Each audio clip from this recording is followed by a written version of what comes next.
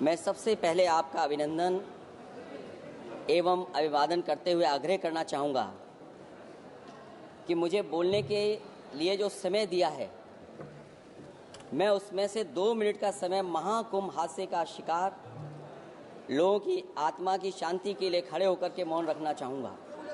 अगर किसी अन्य को भी सच्चे मन से मृतकों के प्रति सच्चा भाव है तो वो भी हमारे सांसदों के साथ खड़ा होकर के ये मौन श्रद्धांजलि अर्पित कर सकता ये है। माननीय सदस्य अध्यक्ष महोदय, अगली लाइन अध्यक्ष महोदय, ये विषय अध्यक्ष महोदय, आप सीनियर लीडर हैं। अध्यक्ष महोदय, ये अधिकार आपका है। कभी नहीं रही, ये मैंने विषय मेंशन करते हुए भरोसा है, इस विषय पर मौन कर दिया था, इसलिए अध्यक्ष का अधिकार है। हाँ, मैं वही अध्यक्ष महोदय, ये जो बात मैं शुरू कर रहा हूँ, जहाँ मैंने मौन 2 मिनट के लिए श्रद्धांजलि की बात की है, ये अधिकार मेरा नहीं है अध्यक्ष महोदय, ये अधिकार आपका है। मुझे पूरा भरोसा है आप पर कि जब अभिभाषण की चर्चा खत्म हो रही होगी उस समय 2 मिनट का मौन श्रद्धांजलि जरूर दी जाए जो श्रद्धालुओं की जान गई है।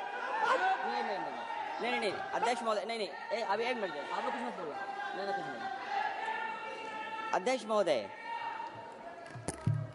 अभी तो अध्यक्ष महोदय मैंने बात शुरू नहीं की है, और जिन लोगों को तकलीफ है और जिनको दुख होना चाहिए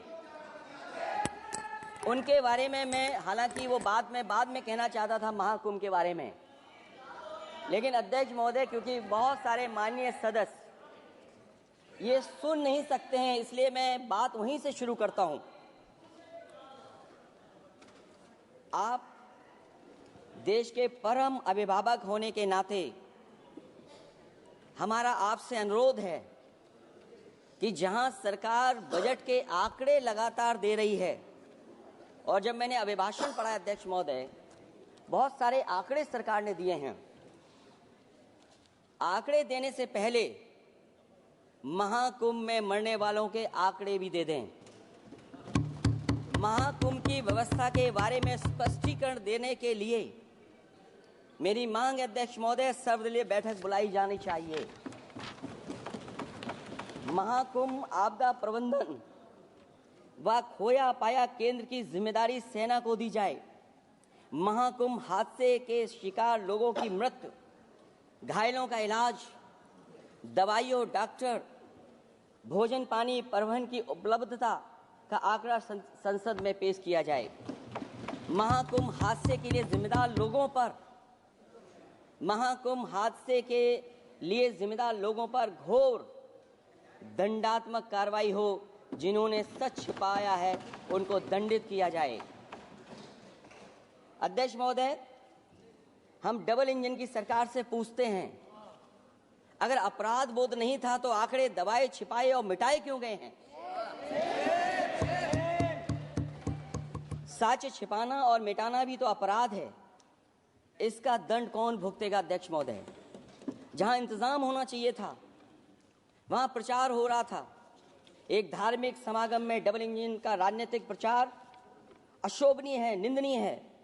इतने बड़े हादसे के बाद कम से कम अब तो वो होर्डिंग उतरवा देना चाहिए। अध्यक्ष महोदय, महाकुंभ की जो तैयारी हुई, जो हम लोगों ने जाना वहां पर, महाकुंभ न केवल 144 साल के लिए ये कहा गया, बल्कि ये भी कहा गया कि पहली बार धरती पर इस तरह का डिजिटल और जो आधुनिक चीजें हैं, टेक्नोलॉजी, उसका इस्तेमाल कर करके महाकुंभ होने जा रहा है। सीसीटीवी, ड्रोन, लाइव स्ट्रीमिंग के आधार पर जिनका दावा था कि वो डिजिटल कुंभ करा रहे हैं, वो मृतकों की डिजिट नहीं दे पा रहे हैं। एक तरफ तो जो लोग डिजिटल डिजिटल डिजिटल अध्यक्ष महोदय कहने को थकते नहीं हैं, लेकिन जब कुंभ में इतना बड़ा हादसा हो गया है तो यही सरकार डिजिट नहीं दे पा रही है। हमारे अपने लोग मारे गए हैं, जिसमें परिवार का हर रिश्ता दिवंगत हुआ है। किसी की माता, किसी के पिता, किसी की बहू, किसी की बेटी, किसी का भाई बहन, चाचा चाची। बच्चों के आंकड़े तो अभी तक नदारद हैं। खोया पाया केंद्र ही लोगों को तो नहीं मिल रहा है, जो खोया पाया केंद्र था उसको भी लोग पा नहीं पा रहे, ढूंढ नहीं पा रहे। अध्यक्ष महोदय, कुंभ कोई पहली बार नहीं हो रहा है। कुंभ का आयोजन सदियों से होता आया है। हमारे पौराणिक और हमारे इतिहास के दस्तावेज ये बताते हैं कि समय समय पे जो भी सरकारें रही होंगी, जिसका भी राज रहा होगा अध्यक्ष महोदय, उसने महाकुंभ या इस तरह के कुंभ का आयोजन किया है। एक तरफ तो वो कि जो 144 साल बाद महाकुंभ होने जा रहा है, उसका इतना प्रचार किया, और मैंने तो कई टीवी इंटरव्यूज में, कई समाचार चैनलों पर ये बात सुनने में आई और सुनते रहे हम लोग कि सरकार ने 100 करोड़ लोगों के आने का इंतजाम किया है। और अगर 100 करोड़, अध्यक्ष महोदय, अगर ये बात गलत है तो मैं रिजाइन आपको देना चाहता हूं। अगर अध्यक्ष महोदय, ये माननीय सदस्य लोग अगर ये नहीं सुन पा रहे हैं तो मैं इनको एक एक को, आप नहीं गए स्नान करने, आप स्नान करने नहीं गए, इसीलिए इस तरह की भाषा का इस्तेमाल कर रहे हैं। अध्यक्ष महोदय, ये कहा गया कि 144 वर्ष के बाद ये हो रहा है। जहां तक मेरी समझ और जानकारी कहती है, जो एस्ट्रोनॉमी और एस्ट्रो चीजों को समझते होंगे वो ये स्वीकार करते होंगे जो भी कुंभ होता होगा वो 144 वर्ष के बाद ही होता होगा। लेकिन ये कहा गया कि नक्षत्र ऐसे हैं, तो मैं अध्यक्ष महोदय सरकार से कहना चाहता हूं कि सतयुग से लेकर के कलयुग तक ये सनातन परंपरा रही है कि संत महात्मा साधु समाज मुहूर्त के हिसाब से शाही स्नान करते हैं। उसमें नक्षत्रों के हिसाब से जो सहयोग बनता है वही शाही स्नान का मुहूर्त होता है। लेकिन भाजपा के राज में ये सनातन परंपरा टूट गई। पहले सरकार ने संत समाज को शाही स्नान रद्द करने का आदेश दिया, जिससे अनादिकाल की सनातन परंपरा टूटी। और फिर जब देश भर ने ये बात उठी, देश भर में ये बात उठी, तो उन्होंने हादसे को छिपाकर फिर से आदेश दिया कि अखाड़े शाही स्नान करने जाएं। इससे सरकार ने पावन मुहूर्त के स्थान पर अपने मनमाने समय पर स्नान कराने का आदेश दिया। बात उस दिन या तिथि की नहीं होती है, बल्कि निश्चित मुहूर्त काल की होती है। ये सनातन परंपरा तोड़कर इन लोगों ने अच्छा नहीं किया। और ये क्या परंपरा टूटी है कि नहीं टूटी है, मैं समझता हूं अध्यक्ष महोदय मुझसे बेहतर सामने वाले ज्यादा जानते होंगे इसके बारे में। और जो लोग, अध्यक्ष महोदय, जो हम लोगों ने देखा वहां पर लोग पुण्य कमाने आए थे और अपनों के शव लेकर के गए हैं। चमत्कारी करिश्मा तो ये हुआ है, श्रद्धालुओं के शव मिल गए थे, पर सरकार स्नान करने वाले मरने वालों की बात स्वीकार नहीं कर रही थी। और इससे ऊपर ये बात जो वहां पर और हुई, अध्यक्ष महोदय,